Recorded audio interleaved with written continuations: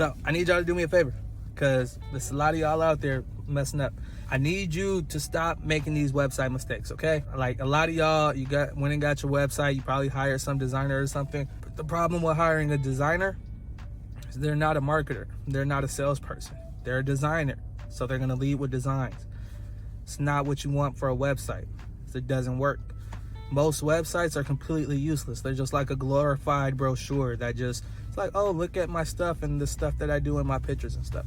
Like, that's not a website that's gonna serve a purpose that's valuable. So first thing you need to do, stop being design focused.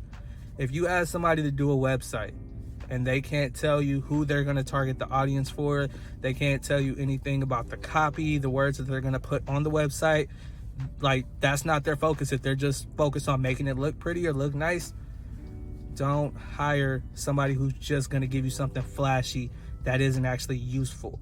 Your website should be used to get more leads and get people in the door. Like, it's not meant to be super flashy. Those are usually the worst websites. The ones who are super creative and super flashy, they're usually the worst websites.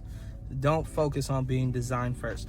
Focus on the content that is going to be on the page first. That's what you need to focus on before you make it look nice. And usually the nicer you make it look, the more creative, the more like flashy, usually you're going in the wrong direction. That's usually worse off. Just a heads up.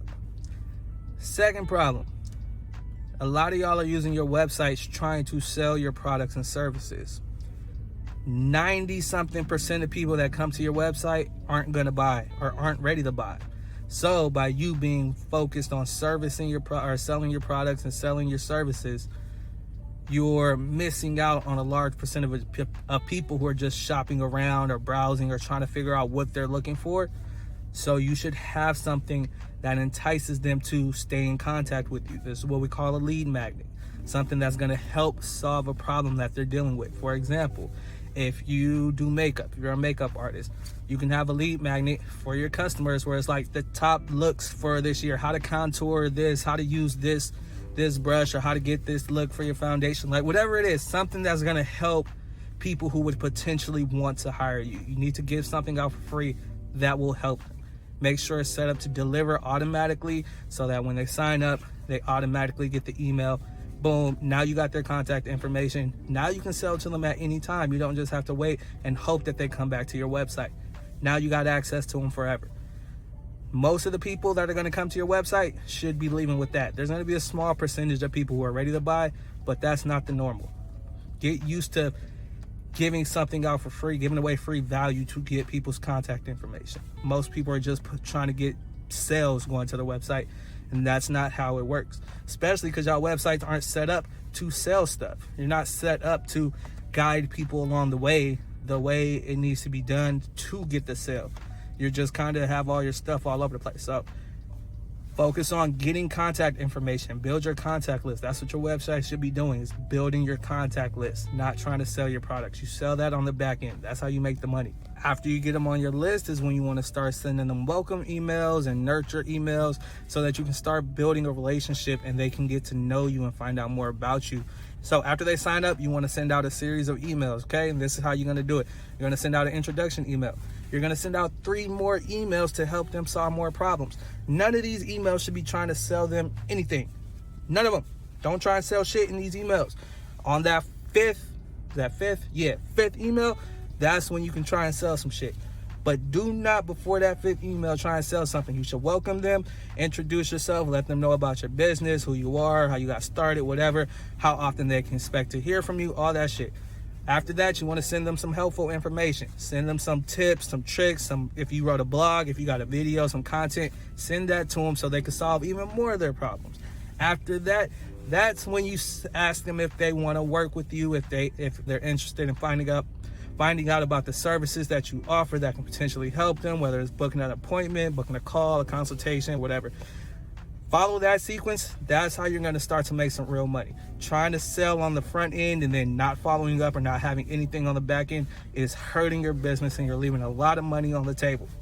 If you need help getting that set up, if you're interested in finding out how to get that set up for your brand, shoot me a DM, click the link in the bio, do some shit to get in contact with me. It's not that hard. You know where to find me. And the last problem y'all be having on these websites is y'all make them way too big and too complicated with a whole bunch of big words and shit that's not even relevant to your audience or anybody that's gonna buy from you.